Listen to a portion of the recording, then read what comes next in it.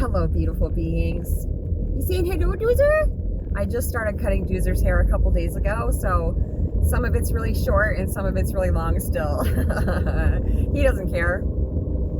So today's definitely feeling a lot better. I had zero, obviously you see that I drowned my chocolate marijuana yesterday, so I didn't have my regular dose before I went to bed last night and woke up feeling a lot better today.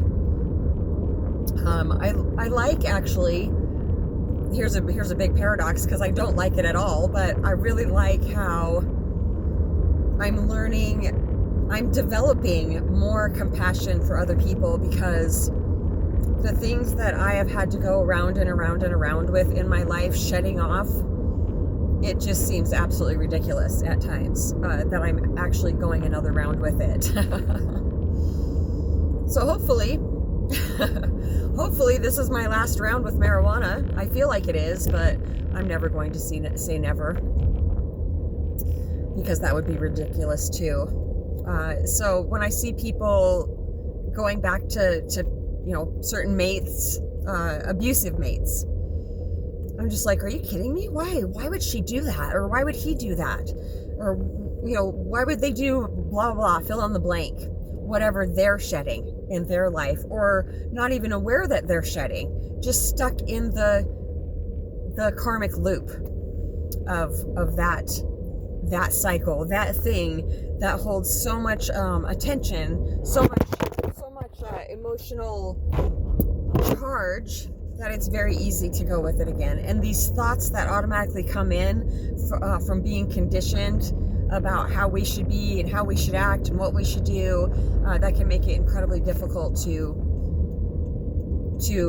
not only hear our intuition, but to trust it, because somebody else's programming is in our head from, who knows, teachers, priests, parents, siblings. Yeah, it goes on and on.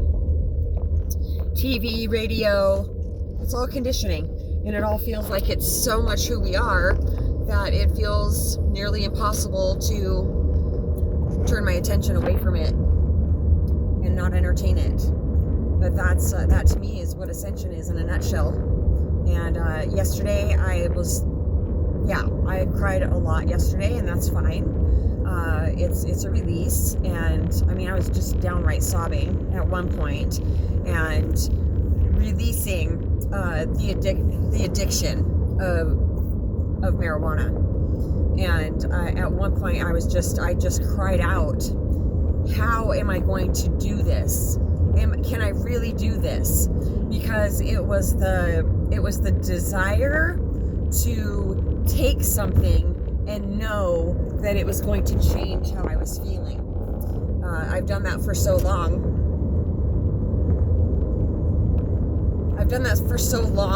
That it has just felt like a natural part of who I am, a part of feeling better. But when I've reached a certain level in my ascension, the divine is always like, okay, you can let go of that now. You can walk on your own. You don't need this anymore.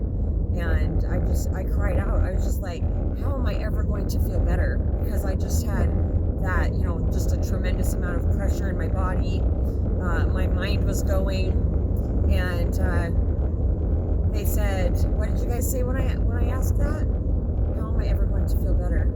They said, what, like, watch and see. Watch it happen. And so I did.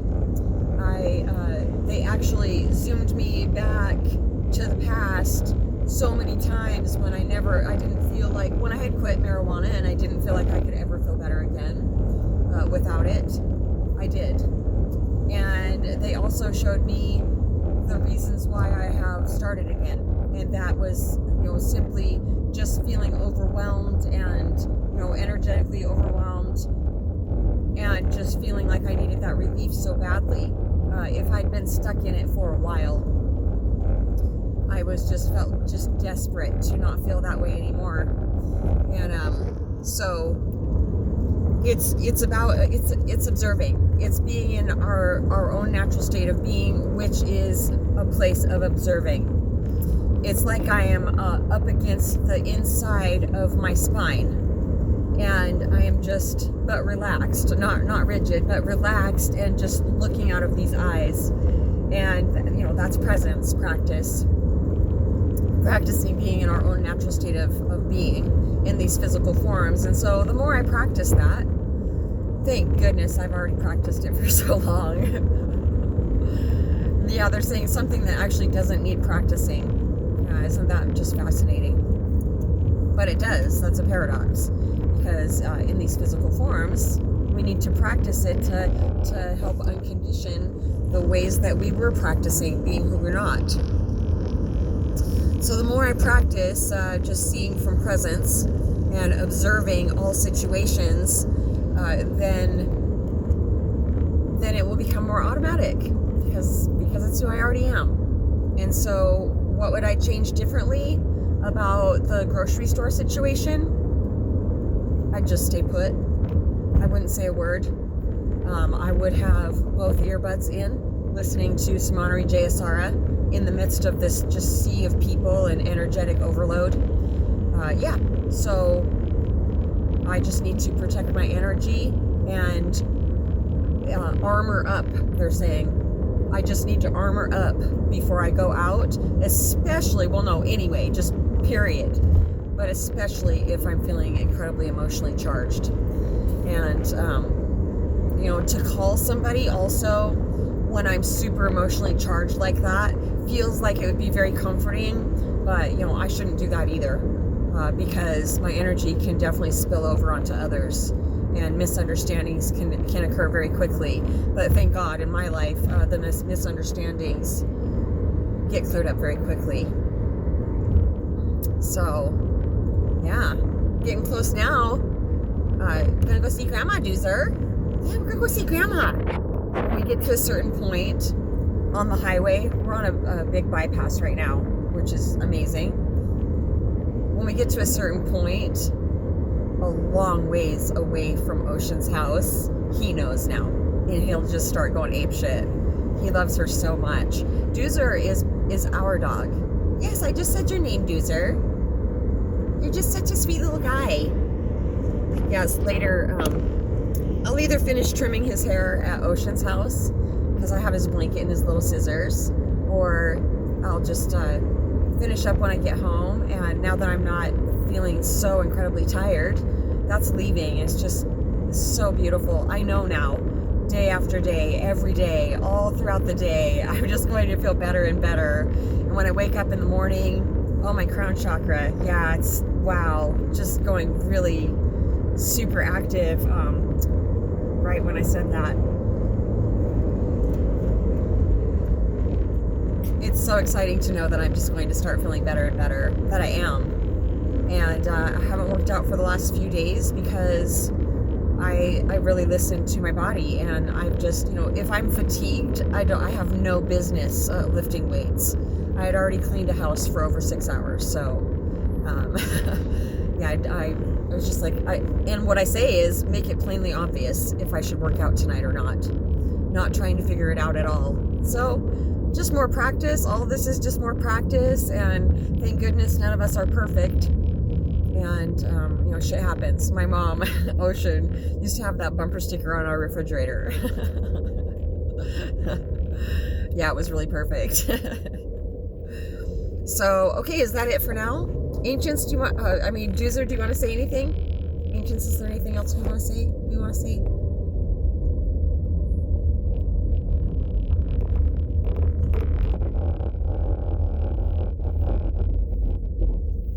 So, yeah, I'm just not going to say anything. I'm just going to keep quiet. And I've really been learning, wow, people are just, I don't understand how people survive as long as they do. Not that I'm a perfect driver, but I'm incredibly observant. And so I'm just going around a roundabout just now, and a woman's coming from the right, and I could tell right away that she wasn't going to look at me. That's it, I'm going. And it didn't matter that there was one coming from this direction, merging onto the roundabout either. Nope, she just went for it. Didn't look either way. So, yeah, I am grateful that I'm learning how to be more in my natural state of observing and finding the balance between being a pushover and just choosing peace. Yeah, I don't care if the people, to avoid confrontation like that, unnecessary confrontation, they're saying. Sometimes it is necessary. In the moment, hopefully I'll know that. And if I don't, I'll learn something from that too. Oh, it's all right. We're all learning. We're all growing. Another roundabout. And some interruptions.